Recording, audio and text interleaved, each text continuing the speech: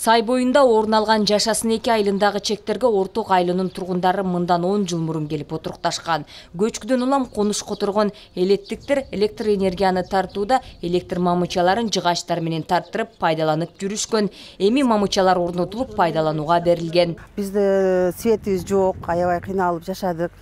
Тияктан тарттырып өзү ар ким тапкан зым менен столполорду өзүбүз орнотуп жыгачташтан. Азыр Аллага шүгүр жакшы, 5-6 жылдан бери жашайбыз ушул жерде. Азыр эми столпо келип коюп берди бизге жакшы.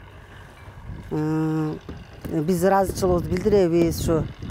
Аталган айылда 300дөн ашуун кожолук отурукташкан. Электр энергиясынан сырткарыда ички жолдорда толук кандуу сүрүлө элек. Жергиликтүүлөр жолдорда оңдосо жакшы болмок дешет. Эми бул деле болсо айылга кыйла пайдасы бар.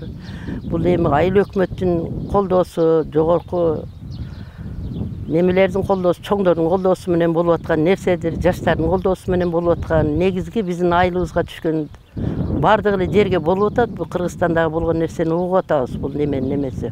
Ошогон бир секеси бул эң бир айылга болгон жакшылык эле деп ойлойм. Эми толук ушул айылга ошолор бүтүп берсе. Мындагы орнотулган мамычалар айыл жериндеги жергиликтүүлөр, айыл жана айыл аймагынын башчылары долбоор аркылуу Касамиңде 70 мамыча, 2 трансформатор берилген болсо, Касамиң 2ден дагы мамычалар алынып келинип орнотулууда. Касамиң бул 2019 жылы башталган. Бул долбоор Касамиң 1, Касамиң 2 долбоор болгон.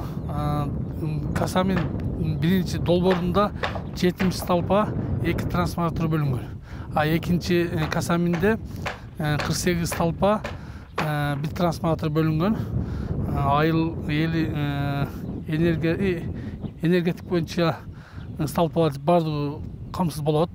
Бул айылга 2023 жылы электр мамычалары толук кандуу орнотулуп пайдаланууга берилет. Бирок таза суу, жол көйгөйлөрү дагы толук кандуу бүтө элек. Баары бир учурда эмес, акырындык менен чечилүүнүн аракети күч дешет.